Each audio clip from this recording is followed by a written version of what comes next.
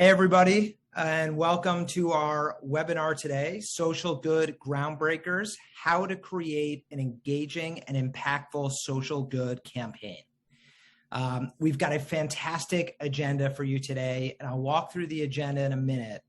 But first, just to start, I'll give a quick intro on who we are, Ground Truth. So Ground Truth, we are the leading location-based marketing and advertising technology company.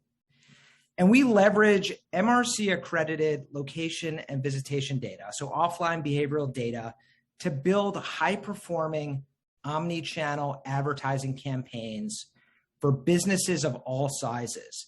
And one way we do that is through working with incredible nonprofit causes through a program that we call Ground Truth Impact. And Ground Truth Impact is our social program that started 3 years ago, originally called Location for Good.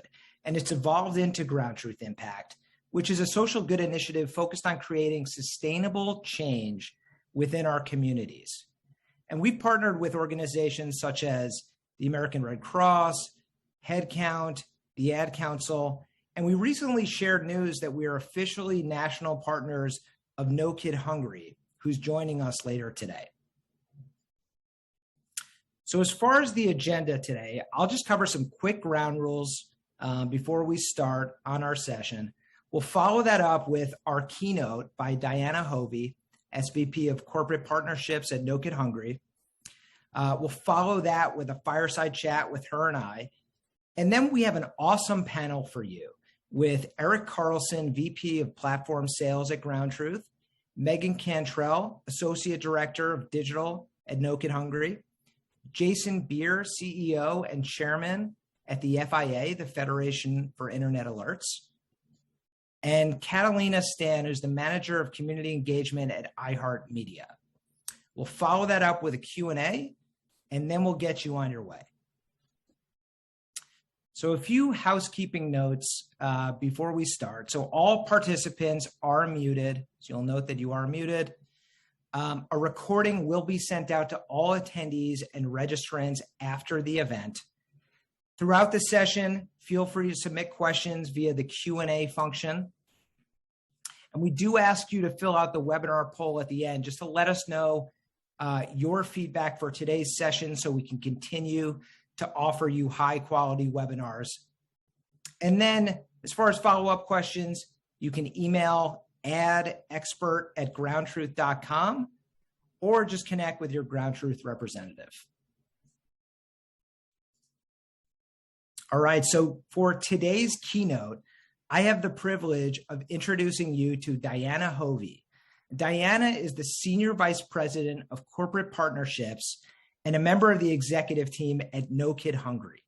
And there, Diana leads the team's strategic planning, campaign development, and revenue growth generation. Working closely with executives across a diverse set of industries, Diana helps align strategies that support No Kid Hungry while also driving their brand's business objectives. So without further ado, let's welcome to the virtual stage, Diana. Thanks, Dan. I so appreciate that introduction. I'm going to try to share my screen, so bear with me for just a minute. I'll see if I can get that up here. Again, and thank you just for this opportunity to be together. I have spent most of my career before joining Shar Strength and the No Kid Hungry campaign. I've spent as a marketer in the restaurant industry. And during that time, I had the opportunity to really learn about No Kid Hungry from a CMO perspective. And to say that it was life-changing would probably be an understatement, seeing the power that brands can have on causes, working together, the impact, but also the impact it has on the business. So hopefully we'll share a little bit of that here today and talk about how partnerships are forged and the great work we're doing together. Evelyn, I'll get you to move the slide forward. A little bit about No Kid Hungry. We are the only organization in the country solely focused on ending child hunger in this country. It is a clear and achievable goal. And we do this through so many different ways, through unique fundraising activations, working with a very diverse and deep set of corporate partners. We work with influential major donors, celebrities, relationships with all levels of government, bipartisan support, and then grassroots supporters like moms and dads and community leaders to make this work happen. No Kid Hungry is a campaign of Share Our Strength. Share Our Strength national organization started over 35 years ago. But for purposes today, we're going to talk about No Kid Hungry and just the impact this campaign is having across this country, and yet the dire need that exists today. Evelyn, I'll get you to move to the next slide. And, you know, one of the things that really took me by surprise as a CMO was really learning that childhood hunger exists, that it is so pervasive in this country. The reality that, you know, child hunger is not just an inner city issue. It is in some of the most affluent suburban communities, urban communities, and rural communities all across this country. And that here we are, the wealthiest country in the world. And yet 1 in 6 kids come from food insecure households. That was amazing to me. The other thing that was so amazing is this is solvable. There are enough food programs, there are enough resources in place to ensure that every kid has the healthy meals they need. The problem is that there's obstacles that exist that prevent kids from getting access to these meals. And this is where the No Kid Hungry campaign comes in, really working to remove those obstacles, those barriers, so that kids in every community get the meals they need, whether it's breakfast at school, after the bell, after school programs, summer meals, educating families how to shop or prepare meals on a budget. All of these are efforts of the No Kid Hungry campaign. You know, we spend a lot of our effort on, you know, really working with local communities, whether it be through grants, helping them fund things like equipment to get meals out to get meals out to kids in the summertime in summer meals programs, whether it is refrigeration needed, whether it is staffing, whatever resources, and they're different for every community, but giving out grants, advocacy. You know, working with our partners to really lend our advocacy muscle to help have an impact, to bring together government leaders at all levels, local, state, national, to influence legislation that really removes these barriers that these meals programs have for reaching the kids in need, raising their awareness, letting people know that hunger is an issue, and then training. We have a best-in-class Center for Best Practices where we are working with partners and communities all across the country to identify the systems and ideas that work in communities and then share those best practices across the entire country, providing training.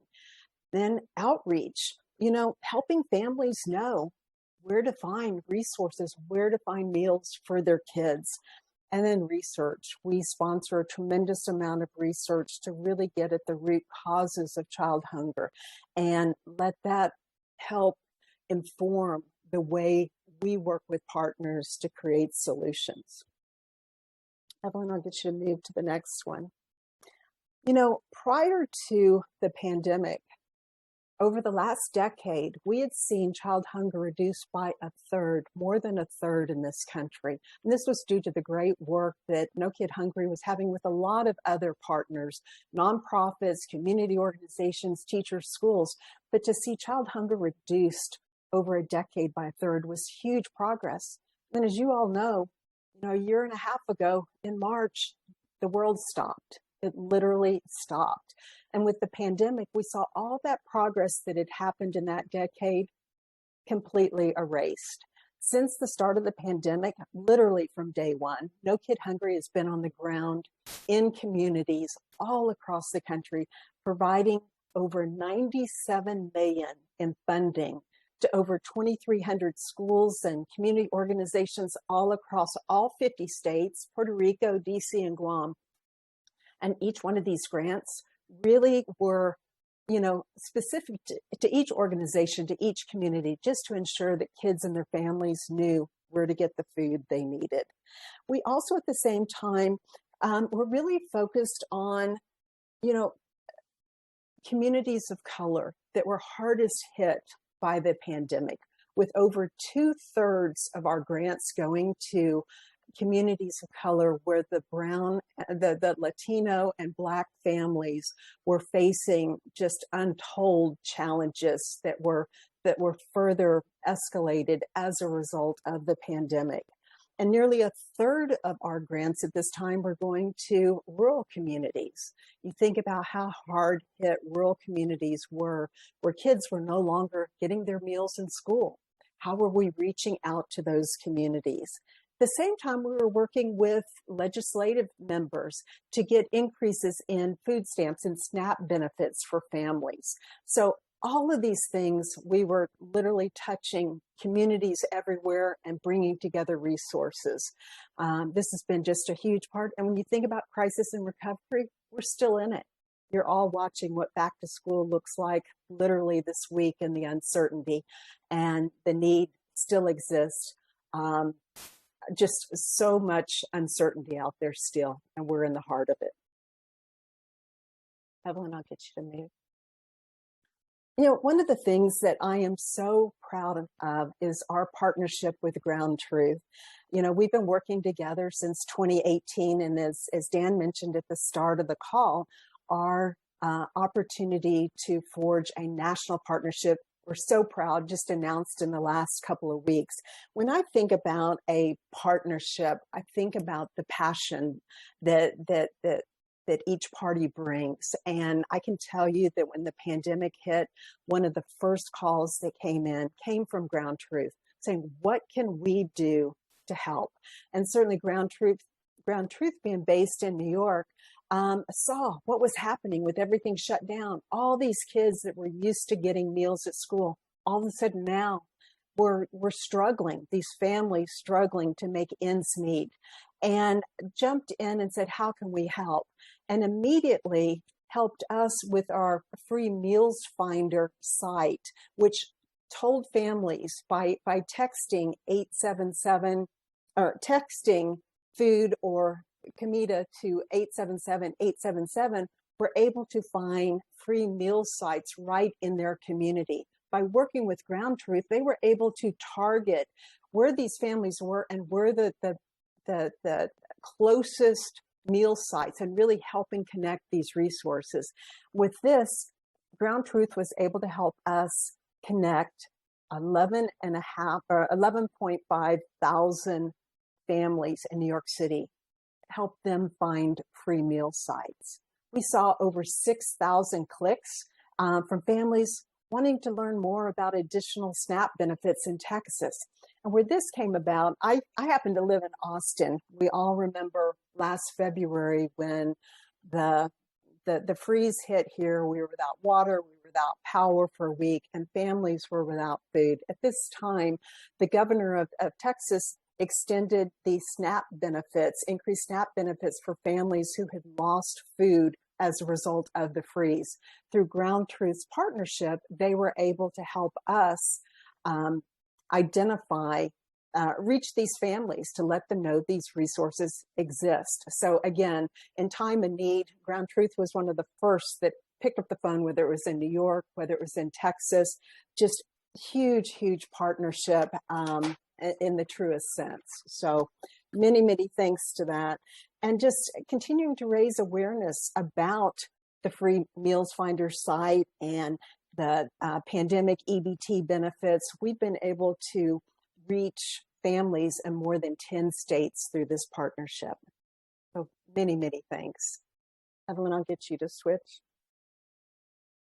And then also, Ground Truth has been this amazing partner to us with our corporate partners. We work with a number of large brands in every industry, but working with us each year, we have big campaign moments. We call them tentpole campaign moments in the fall and in the spring. And since 2018, 3 years ago, Ground Truth has been helping us during our fall campaign as Hunger Awareness Month, helping partners drive traffic to their locations for fundraising efforts, raising awareness of our partners' activations, and just really giving them the key metrics that are so important. As a former brand CMO, the ability to see that through this nonprofit partnership and through the insights that Ground Truth was able to provide, I was not only raising money for No Kid Hungry, but I was driving traffic into my business and creating an action. So it was that level of insights, the deep insights that Ground Truth was able to provide our partners during this time that added value to our corporate partners' partnership with No Kid Hungry. Again, each partnership is so unique. They have different needs. And one of the things I've loved about Ground Truth, working with other corporate partners in No Kid Hungry, is they really get in and understand the needs. What are the times that we need to be driving traffic? What are the behaviors we want, and so forth? And then again, providing those insights. Just a few months ago in May, Arby's ran a promotion where they were supporting No Kid Hungry. And through Ground Truth's mobile and desktop targeting, we were able to track 29,000 visits to Arby's just in that month and over 4 million impressions. And for us to go back to a partner like Arby's that, over the last decade has raised close to $30 million for No Kid Hungry, to go back to them and be able to say, here's another way that we're supporting you, and really raising awareness of your partnership of No Kid Hungry. It's been tremendous. And in July, Ground Truth supported a promotion with Checkers and Rowley's Restaurants, a big partner of ours. They were doing the National French Fry promotion in July, and every French fry sold, $1 was donated to No Kid Hungry. Again, a one-day event, a huge success. And thanks to Ground Truth's advertising, we were able to demonstrate to Checkers and Rallies almost 700 unique visits to their locations on that single day as a result of the Ground Truth advertising. And I think we delivered over 715,000 impressions as a result. And, again, I keep coming back to any partnership. We look to make sure that we are driving our partners' business objectives, that they are seeing benefit in a partnership with No Kid Hungry. And again, having these measurable resources, the metrics that Ground Truth was able to provide, has just been an incredible benefit. Evelyn, I'll get you to. One of the things about No Kid Hungry is it is a very relatable cause. And we have just, a year ago, we conducted some research of over 2,000 consumers, a national sample across the country. And one of the things that we heard is that No Kid Hungry partnerships boost consumer loyalty. And consumers say when they know a brand supports No Kid Hungry, their 83% say that they are likely to buy that company's products or services. They're more likely to purchase that company's products or services over competitors, and also recommend that brand to friends and family. And we have this for all the different business segments that our partners represent. But again, ending child hunger is such a relatable cause, and it does drive consumer loyalty. Evelyn, I'll get you this change. At No Kid Hungry, we work with over 120 different corporate partners. This is just a small sampling of them, and this represents many, many different industries. And I think one of the things that I appreciate so much about this, several of these partners have been with us for, 15 plus years. Others are brand new. They're every size or type of partnership. And most importantly, they all activate very differently. A partnership with Kellogg's is very different than, say, a partnership with Verizon in the way they engage their consumers. And we spend a lot of time really focusing on, again, what our partners' business needs are, who their consumer base is, how we can use No Kid Hungry to help cement that relationship the brand has with their consumer. And so, again, very, very unique partnerships. We work with their agencies to develop very specific. Here's a sampling of just the restaurant partnerships that we work with. As an industry, the restaurant industry is one of the most fiercely competitive of any industry out there, all vying for the same guest. The thing that I've been so pleased in seeing is that they put aside their competitive differences. They recognize that there is a need to address child hunger. But this is possible because each one of these brands activates differently, different times of the year, different consumer activations and so forth, putting aside their competitive differences. And, I mentioned before that we have big campaign tentpole moments. We have one that's launching later this week, and then we'll have another one in the spring. We have several different messages throughout the year, but we have these big campaigns, whether it is a coast-to-coast road trip like this hashtag Hangry Tour, engaging celebrities and so forth. They are amazing moments that we activate all of our partners in. And each partner activation is a little bit different, but they're utilizing the assets and messaging of the campaign at that moment.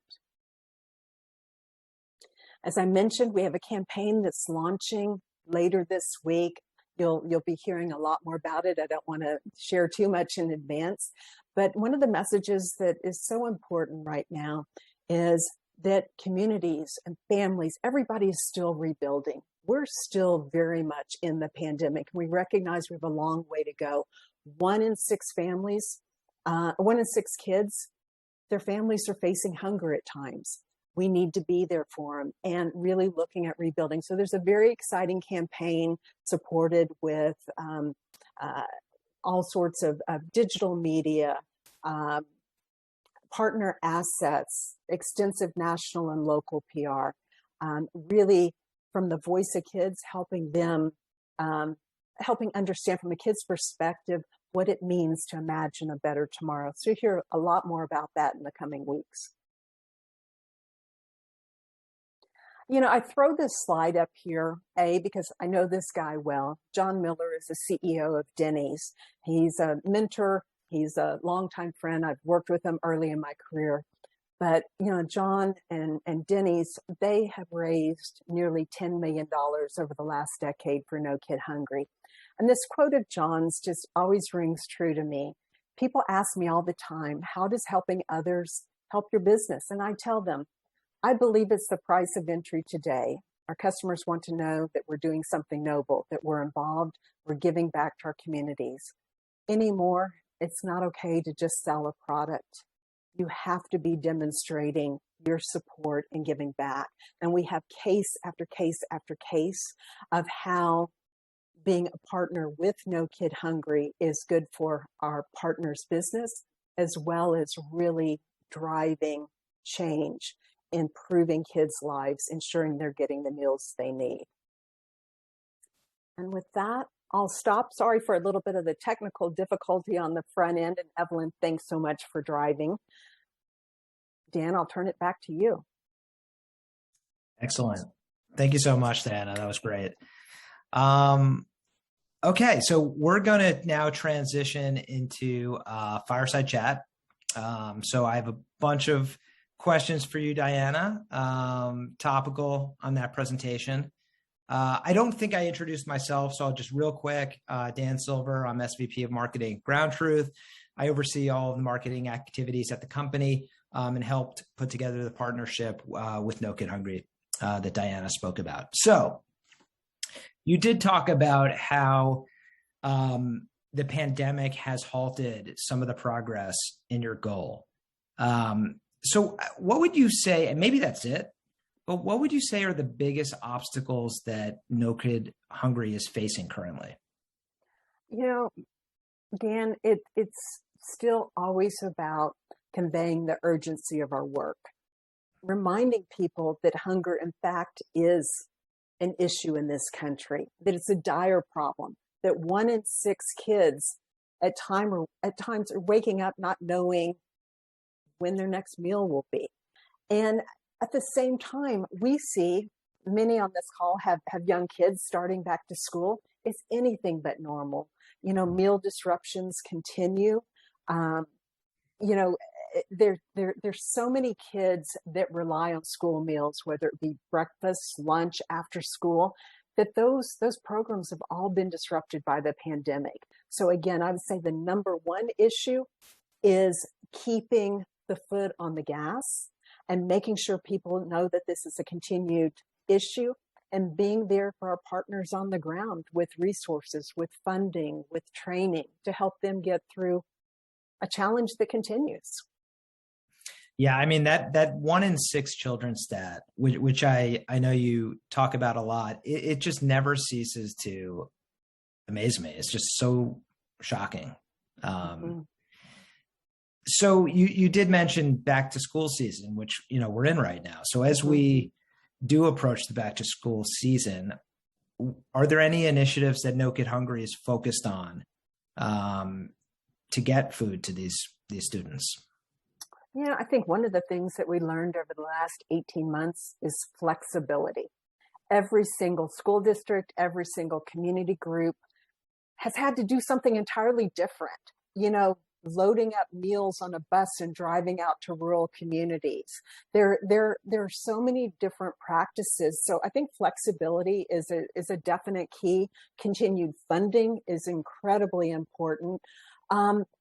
So much of what was able to transpire over the last 18 months has been a relaxation of some of the stringent regulations that schools and, say, summer meal sites were facing that were, quite honestly, very archaic, that really restricted how kids were fed.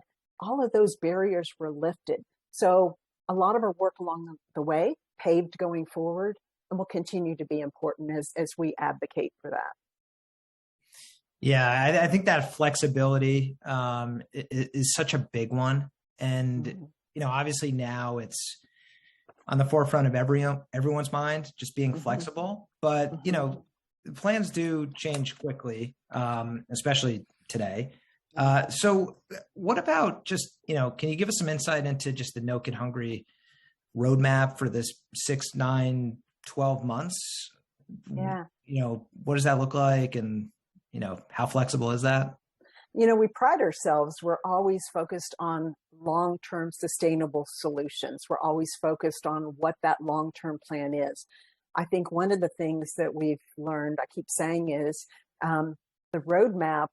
I think any of us as marketers, maybe once we wrote a 5-year plan, then it became a 1 year. During the pandemic, some of us were probably writing, 1-day plans.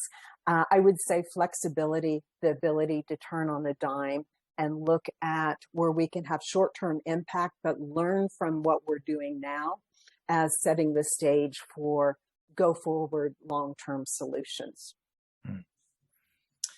Yeah. I think that makes a lot of sense. I knew this was going to be hard because any of the transitions are not particularly easy, but you did mention, you previewed the upcoming fall campaign during the keynote.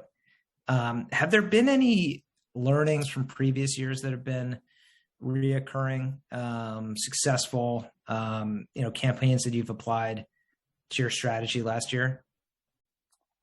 Yeah, I think one of the things that we really pride ourselves on, I think we've learned from campaigns in the past and we're learning from our work today, is community-centered and making sure that you're speaking with the voice of the community, that you're connecting with communities. And when you see the campaign that rolls out later this week, it will be the voice of communities and hearing from kids and what they're experiencing. We know that Black and Latino families have had a much more challenging time during the pandemic. And we want to make sure that whether it's in our program work, if it's in our messaging, it's our campaigns, is recognizing the role that providing an equitable opportunity for these communities across all communities is incredibly, incredibly important to us. Also the thing that, and I'm diverging a little bit from this, but also recognizing during this time that kids that aren't even in school yet, that under 6 group, how are we working to take care of those families to ensure those needs are being met? So as we think about our campaigns and we think about moving forward, what have we learned? It's the voice of the community. It's making sure we're hearing everything from their voice, that we're providing solutions that provide equitable opportunity, that addresses problems that the families face in all sorts of different environments. Yeah, I think that's such a hard one, especially as you mentioned, how you can be successful and strategic given, we're not even in school quite yet, or some people are, but just getting started, which I think it proves tough. But can you maybe tell us a little bit about some of the tactics or strategies that are proving to be successful for you guys, maybe even now or just during the school season? One of the things that we're very aware of is the burden on educators, the burden on school nutrition administrators. I mean, this is their life. This is their calling. And for them not to have the resources or the flexibility to do what they need to do to take care of kids, this has really been difficult. So for No Kid Hungry is providing that support, whether it comes in the form of grants, whether it comes in the form of best practices, just being there for them and recognizing that every community has a different need, and we're there to meet them. Yeah, so tricky. But I think that's what I think you guys do such an incredible job. You showed all the companies that you're partnered with, and you did mention on the call just why our partnership is so successful. And it's really that joint passion for the cause that you have. Ground Truth is a fairly young company in the types of employees. We have a lot of young families. I think the whole company can get around a cause such as this. But for any aspiring partners, or just partnering with No Kid Hungry in general, how can partners best support you or best partner with you? Yeah, well, thanks first of all for that question. You are an ideal partner. I mean, the fact that you and your team bring such an authentic passion to the cause and ready to jump in at a moment's notice. Every partnership is different. And I work with an absolutely amazing team that is so knowledgeable on different industries, deep knowledge of working for many years in different industries. But the first thing they want to do is sit down with a partner or somebody that's looking and engaging in a partnership to understand really, what does success look like for you? Not unlike what you've mentioned, Dan, sometimes it's employee engagement. How do we really engage our employees in the cause? Sometimes it'll be a franchise engagement. Others, it's driving traffic, whether it be to an online purchase or to a brick and mortar. Incredibly important. Sometimes it is allowing them to flex their advocacy muscle. Every single partner we have brings different strengths. And that is where we really dive in to figure out how we can best utilize their strengths beyond fundraising.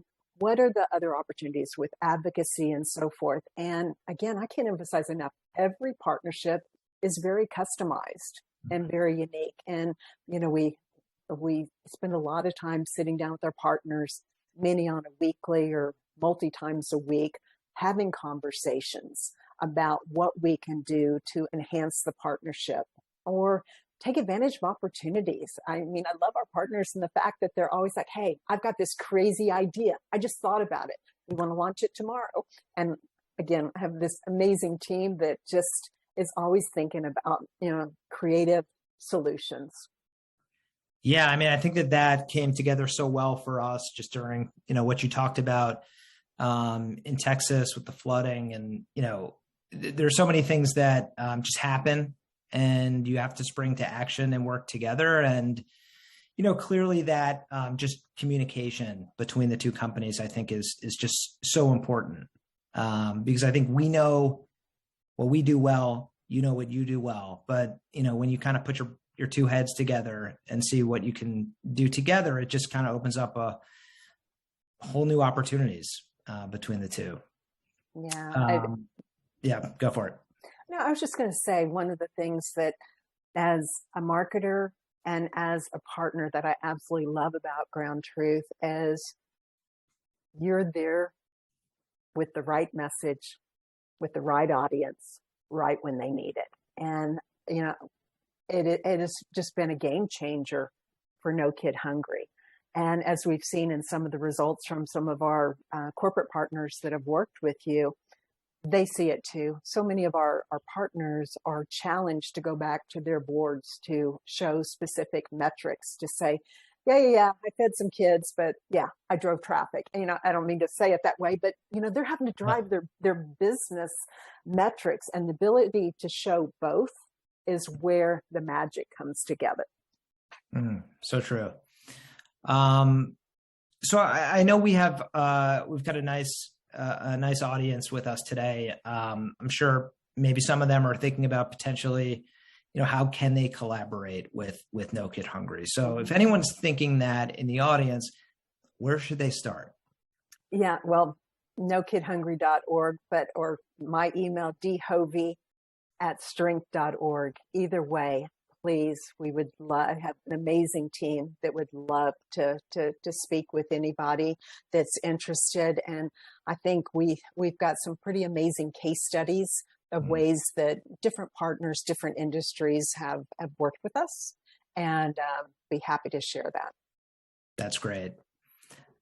Is there anything else that you'd like to say? I know we're kind of running up on time, but just a huge thank you. I've said it before. It's amazing when you forge a partnership that has such passion, and that we all recognize that we've got business interests, but that we truly, truly can make a difference together.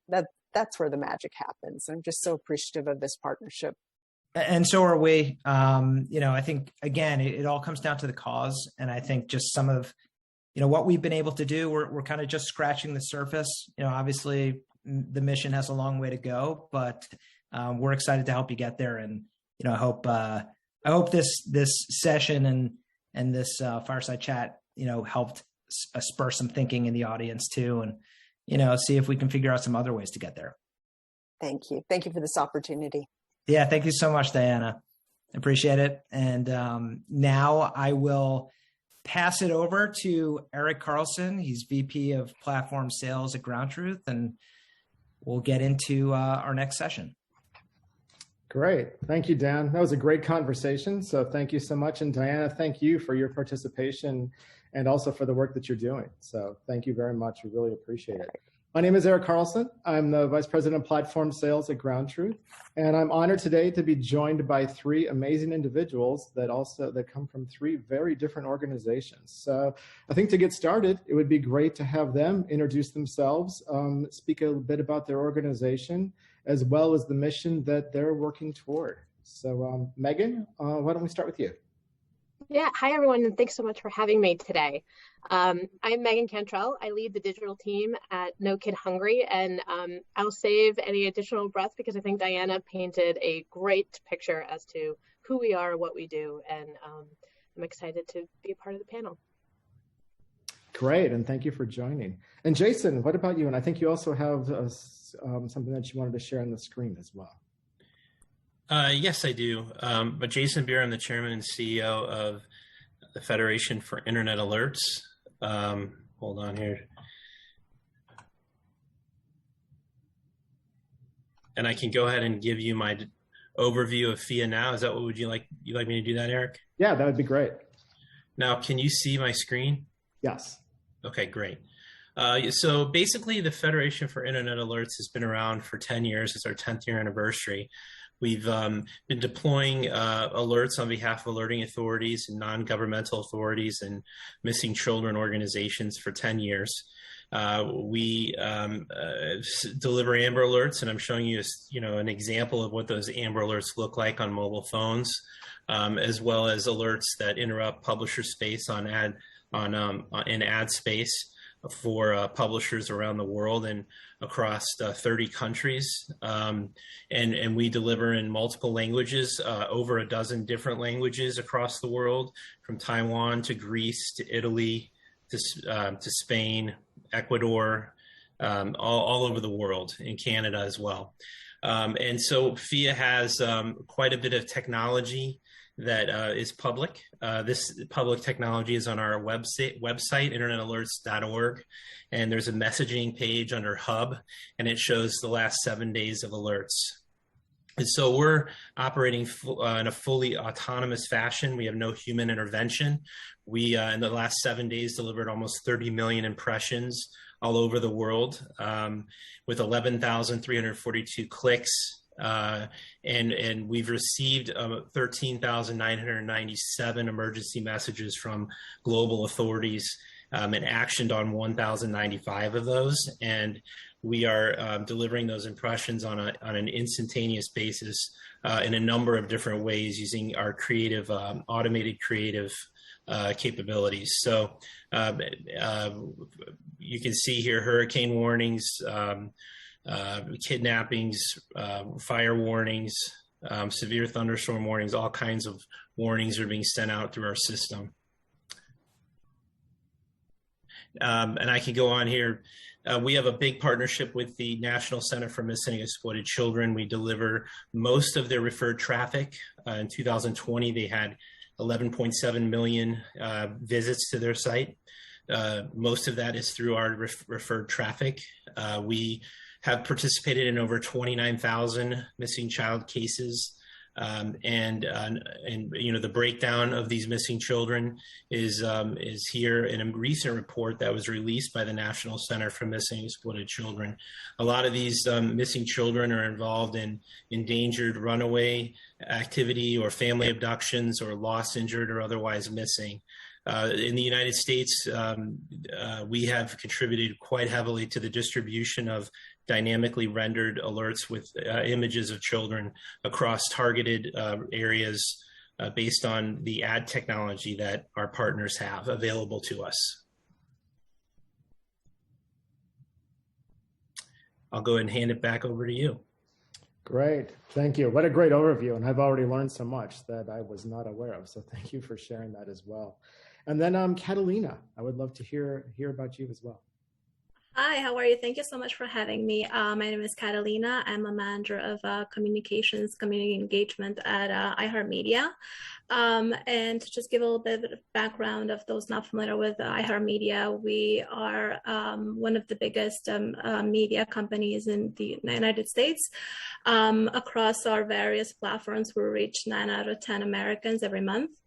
A big core of our business is radio. We're in about 160 markets. We have about 850 radio stations, which they do a lot of community work. Radio is very synonymous to community.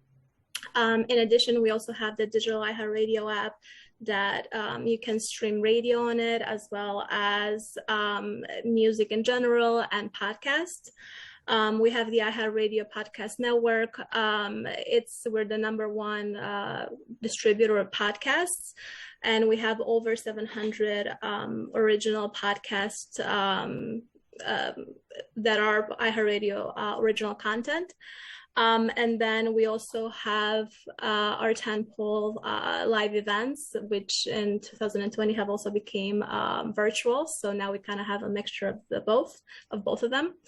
And my role at iHeartMedia as a community engagement and communications, I kind of help bring all these platform and assets and pair them with various campaigns and nonprofit and charities, as well as in-house campaigns that we feel are the most pressing and most critical to our listeners.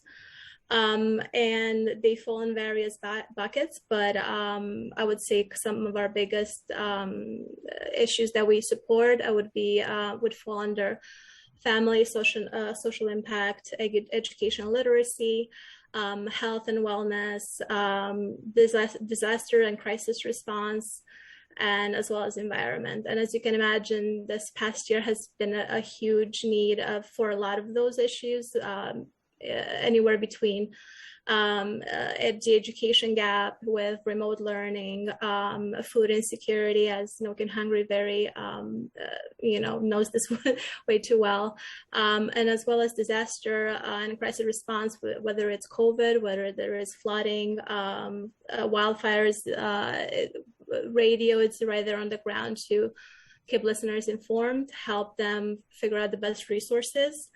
And yeah, I would say this is pretty much an overview of my role. Great. Thank you all so much. Those are great overviews and really appreciate it. Would love to dive a little bit deeper just into you as individuals as well. Learn a little bit more about what made you as individuals get involved in these programs and these efforts, and even too how it's maybe shaped your career as a whole. So Megan, would love to start with you. Yeah, sure. I started my foray into nonprofit experiences back when I was in high school. I volunteered with the Student Conservation Association and fell in love with national parks, and didn't really know what that meant for me at the time. But, pre-digital with Facebook pages and all of that, where I came to find my role as the youngest member on a team, like, hey, you should be the liaison with that web team over there. Shortly after that, I created the nonprofit's first Facebook page and social presence, and really fell in love to, Catalina, your point of community and building community, and finding ways to further deepen the commitment of supporters to a cause such as national parks and protecting national parks. And then through my decade there, I had a phenomenal opportunity presented to me of potentially joining No Kid Hungry, and then the rest is history there. So I love giving back. I think being able to wake up and fight for a cause that you believe in, or fight to end something like childhood hunger, is definitely motivating. And going back to community, being in the digital space, I think that's one of the most powerful things that we have and that we can build together, especially as we work to end the issues that we're working to end. So that's a little bit about my background. Great. Thank you. Jason, what about you? Yeah, I started working on charitable causes related to ad tech in 2011, really because I was very interested in helping children, and I had saw the technology we were using internally in a startup called Datomi, which ultimately became Conversant. But early on, I saw how we could dynamically render ads, and I felt like it was something we should do for Amber Alerts. So I reached out to the National Center for Missing and Exploited Children and spoke to the Amber Alert coordinator, and we built a pilot study using technology. And we grew that with Ground Truth through different tests that we did. Early adopters like Ground Truth came in early, like an early adopter would, believing that this would make a difference. And working more and more with the engineers in our industry and the volunteers just created a passion, more of a passion in my heart to do this. And so developing different ways to send alerts out around the world, it was very rewarding, and having success stories where we were reaching people in areas of tornadoes, or finding children and seeing that they're going home to their family. You can't get any better than that. So that really drove my success, was really the working with others on this mission. And career wise, every company I've gone to work for, and I've been to 2 or 3 since that startup experience, they all want me to continue to do it because they love it. They think it's a great thing. And it's also encouraged me to stay in the ad tech space because I really enjoy working with people that care. And there's a lot of people in our industry that care. Such a great point, and so true. That's great. Catalina, what about yourself? So I started a little bit, I would say backwards. I had a really big passion for music and radio. So I started with iHeartMedia about 8 years ago. And initially my role was a lot more to support the company with our communications efforts, and not necessarily only related to community engagement. I think the way Megan said it too, I've always kind of been passionate about community, and I was doing a lot of volunteering on my own, which I think also individual, like civic and engagement is just so important. And then when I was offered this opportunity to work closer in this subdivision of our communications department for community engagement, it just felt really like an awesome opportunity. And I love the idea of marrying the corporate world, which, a lot of times it's profit and, focused on, return on investment, but also marrying it with, social good and helping the community. And how can we help our listeners and our consumers, our partners, to better our communities. So I think the passion for community, as well as just enjoying the entertainment world, radio and music, was a really a no-brainer for me. That's great. I really appreciate that context just around you as individuals as well, and just to see the passion and commitment, which really comes through too in terms of what you're doing. You're all involved in shaping different efforts when it comes to driving awareness, to either trying to get donations or drive specific action among individuals. And just curious what you've seen in terms of strategies that you find most useful, most effective, beneficial when it comes to those types of efforts. So Megan, we'd love to start with you to see about those. Yeah, sure. No, thank you. I think, for me, it's a consistent formula, no matter the topic, no matter what it is that you're trying to drive toward, or what you're trying to accomplish, whatever your KPIs are. The formula for us that I think has worked significantly well is our storytelling. Being able to describe the issues with real people, demonstrating the complexities of what living with hunger can look like, as well as showcasing the impact support has on communities nationwide, let alone communities in your own backyard, while also including authentic engagement opportunities, whether that be donate, whether that be call your congressperson, whether that be call your school administrator, whatever that action item is, and CTA is that's paired with the campaign. And then lastly, amplification agents, whether that be our many corporate partners at the time or restaurant partners like we're gearing up for in a couple of days, or our celeb advocates, our chefs, our digital advocates, any person that can help amplify it and build an understanding about what's going on with this particular campaign in their community. Because though I can shout at the rooftop as No Kid Hungry, sometimes the trust is within that individual's community a little bit more.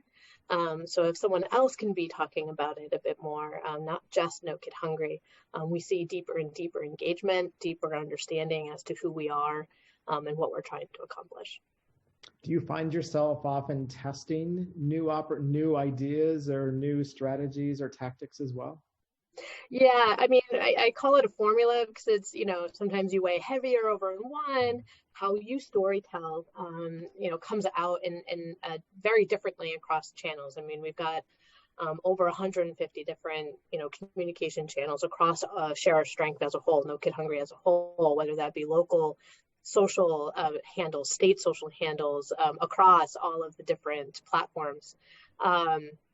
So it does show up differently, but if we have those components and pieces that we think about consistently, for no matter what we're trying to accomplish, we're able to find success. No, makes sense, especially too when you need to turn things around, I'm sure, quickly sometimes as well. Yeah. Jason, what about yourself? What do you see in terms of strategies when you're looking to drive awareness or action? Oops, you're on mute. Yep, just noticed that. Sorry. There's really two things. One is, align your mission with companies that have a direct benefit from it. I can think of food, obviously restaurants, and that's proven to work well for us.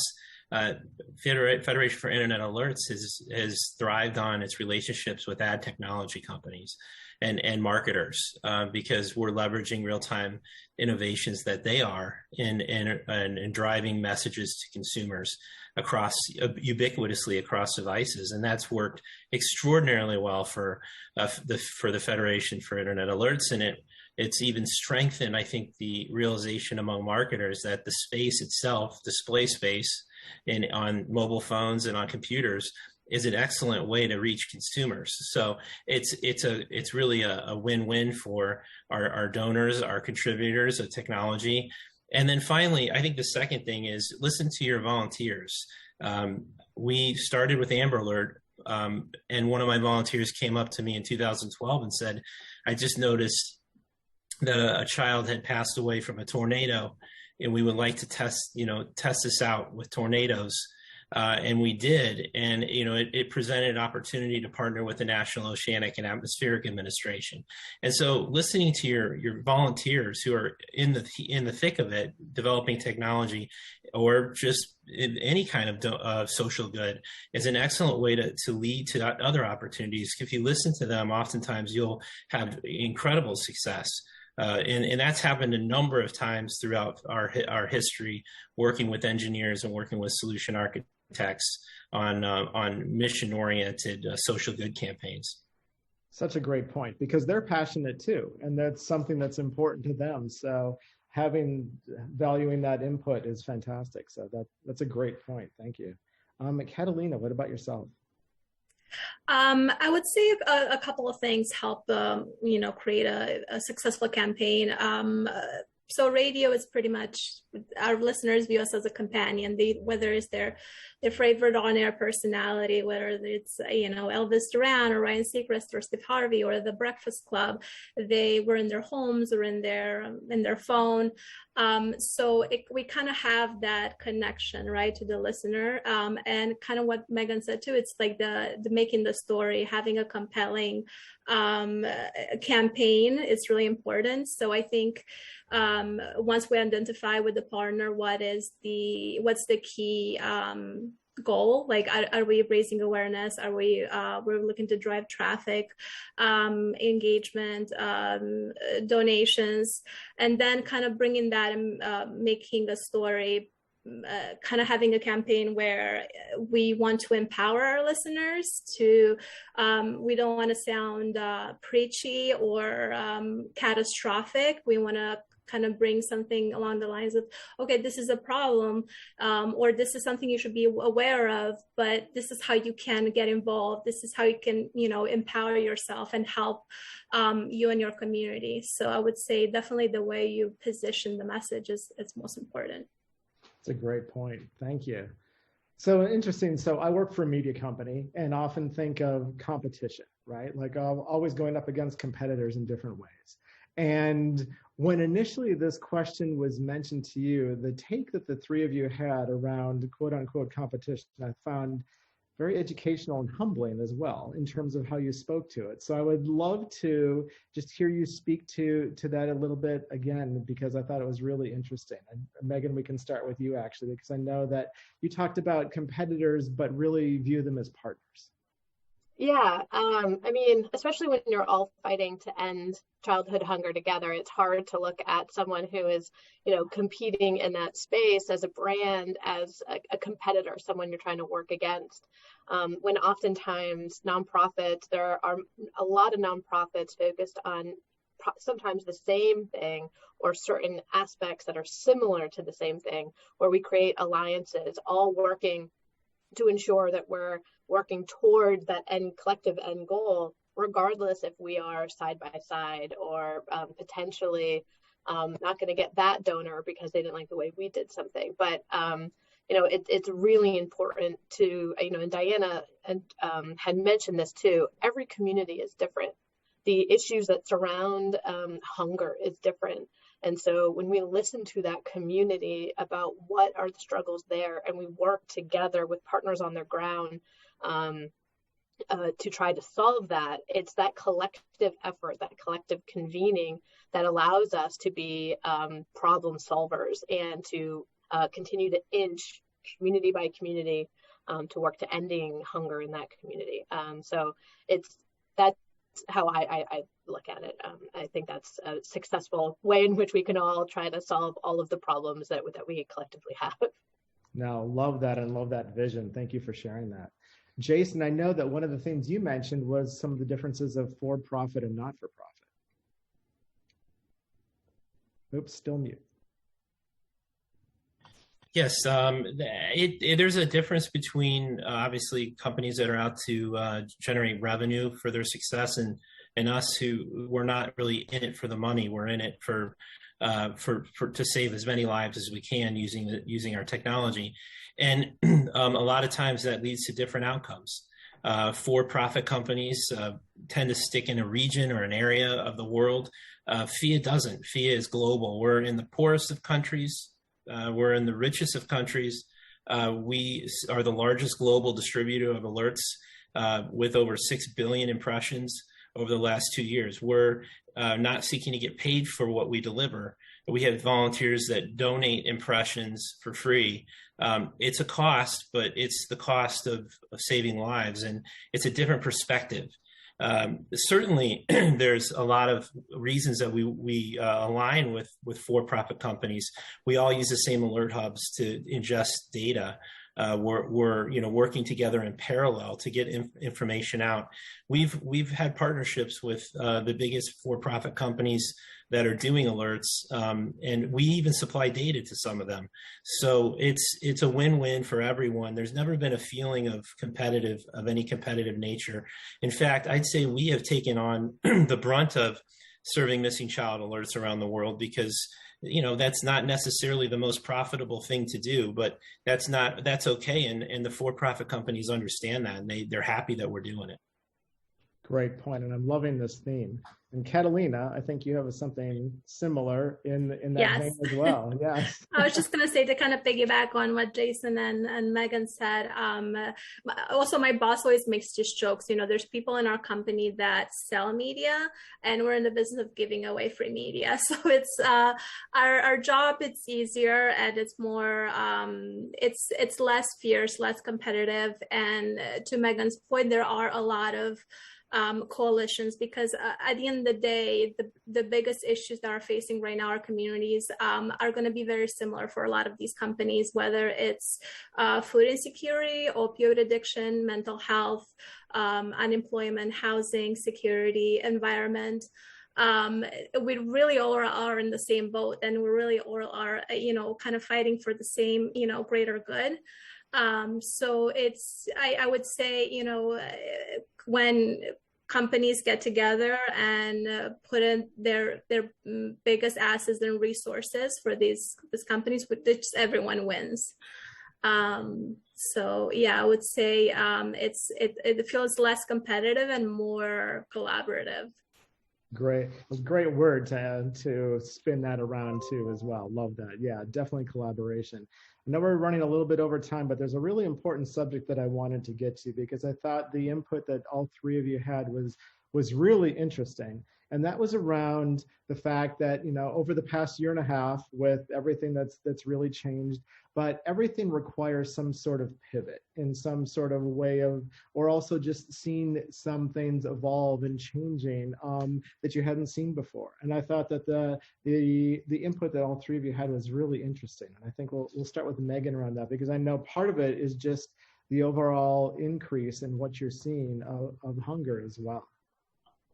Yeah, you definitely hit it there. When the pandemic struck, the national awareness that hunger in the United States exists grew exponentially, and so did the attention on childhood hunger, specifically because schools were closing, and all of a sudden there's a big question mark as to how we were going to ensure kids were receiving 3 meals a day. What type of pivoting that meant for us had to happen within weeks.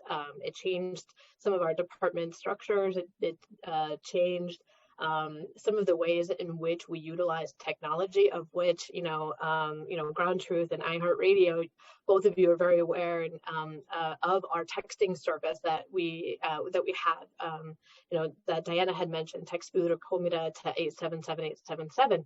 Well, knowing that all of a sudden this just, normally it's just during the summer that we have it activated. We activated it almost immediately, the texting service. Working with our partners on their ground, actually creating a map so that it's, it can be in a form that works for any person, really taking a look at what we needed to do to not only ensure that we were providing the information to those in need of service, but also what can we do to reach the potential donors that have the ability to support us, which we've been unbelievably grateful with that attention, because we've almost reached $100 million in grants to communities nationwide. Diana alluded to this too, but it's also that, and I shared too a bit, every community is different. So being a partner with community members and listening to the struggles that community has may look very different from the town over. And if we're just going to assign a grant because it's something that we thought was going to be needed, it might not help universally.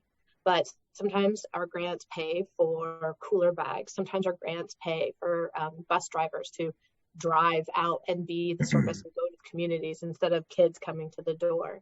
And we've really had to evaluate our grant structure and our conversations and making sure that we had, we're pivoting in multiple directions. So yeah, there was a lot that kind of went on, as well as we are continuing to learn from. We are still looking at the world as it is today. We are still activating in some things that we thought were going to be temporary, but we're still learning and looking at new ways that we can continue to innovate and better the programs that we have and our partnerships too. So we're still in it, I think, still pivoting and still making decisions, and hopefully for the betterment of the programs. Yeah, that's great. Thank you. And it's interesting too, because what's happened too, it just demonstrates and shows you what you're capable of as a team sometimes and as an organization, as you do have to make those pivots too. Jason, you shared some stat or some information that was so surprising that I'm still taken back by it, because it's something I had not heard before. But you had mentioned just the impact around runaways during this time. I'm sorry, the impact on what? Just about runaway children. Oh, yeah. The pandemic was not physically harmful in terms of COVID, but mentally it was very, very destructive to children over in 2020, just through a skyrocketing of missing children across the world. I mean, we signed our MOU with the International Center for Missing and Exploited Children in 2017, launched our program in late 2018, and as soon as the pandemic hit in March of 2020, we experienced really incredible rise in the number of missing child alerts across the world. And due to the fact that we had this MOU in place across a number of countries around the world, we were able to bring home an incredible number of children safely to their families. You'd be shocked. If I said 60 children, you'd be like jumping for joy. But the reality was we brought home 2,000 children as of June of this year. So it was a remarkable partnership that continues to evolve and expand across the world. And it's proven itself out. You can see the numbers in the United States of recoveries that occurred in 2020. But it's a remarkable partnership. And it's needed, because the pandemic was it still is a concern for, I think, everyone, but particularly on the issue of children. We have to wake up to realize that we have to put things into perspective. Our children are suffering, and we have to deal with it. And I think that's just from my direct view into what's happened as a result of our work with these NGOs across the world. Yeah, thank you for sharing that. Amazing. And again, too, just the great work that you're doing around that as well. Catalina, one of the things too, and we talk about pivoting and things like that, but you had mentioned too, just about not only adapting to certain situations and to this situation, because also too, the component of entertainment is so important at this stage as well for everyone. And I know you had a great example of that as well. Yeah. Yeah, so I would say that in general, radio is always positioned to help. So a lot of it was similar, right? We have dealt with disasters before, not as big, but for the piece of, kind of the worst standing still, we were still there, being the companion that our listeners need.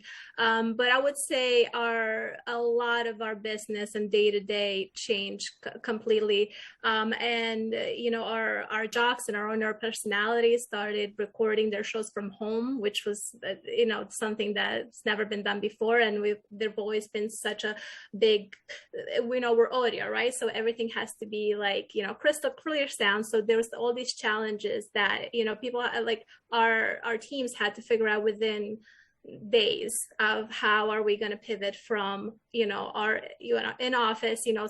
Some company, some teams are very easy to work from home, but a lot of our teams are engineers and on-air personalities that have to be in the studio. So that was also very remarkable to notice almost no change on air while this crazy challenge faced. And I would say adaptability also in our business models. We are one of our biggest events, the Yahoo Radio Music Awards, was about to happen on March 31st.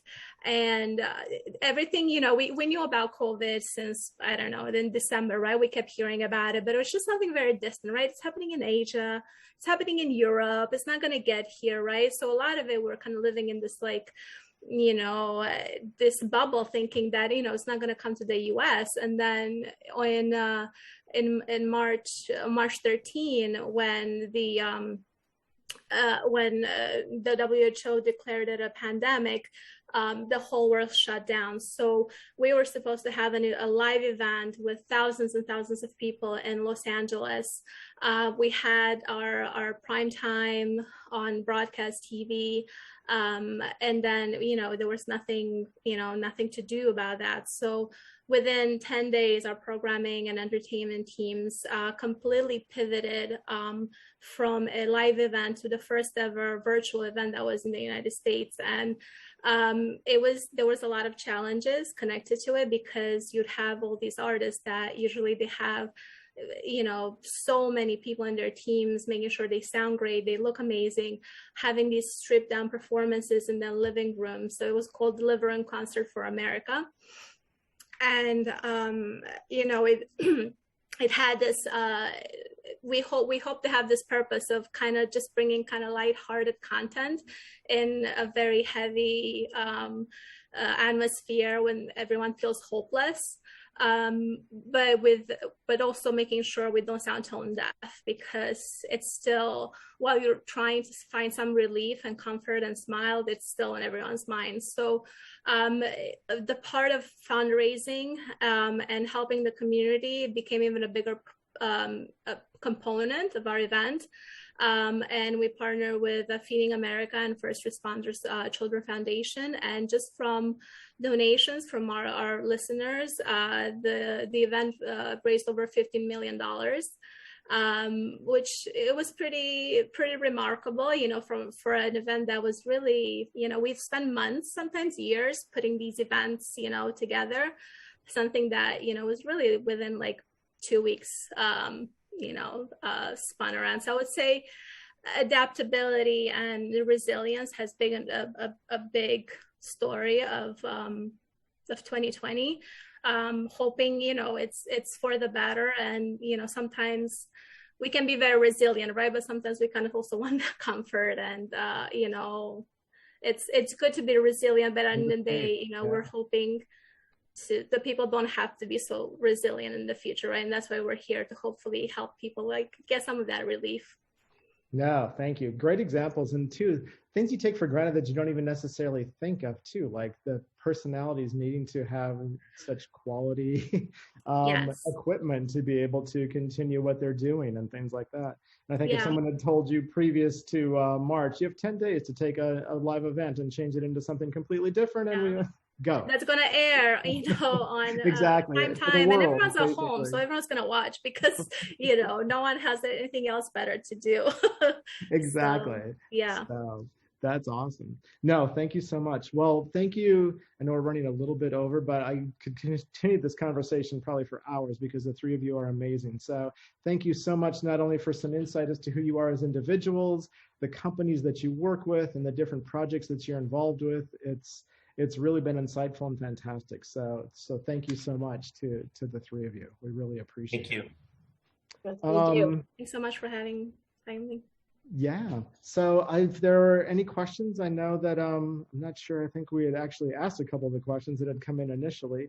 So I don't know if there were any other questions that we had, or I don't think so at the moment. But we'll be sending this out as well, and so people can be asking follow-up questions if they'd like. And again, just thank you so much. The work that you're doing as well is really inspiring, and we really appreciate it.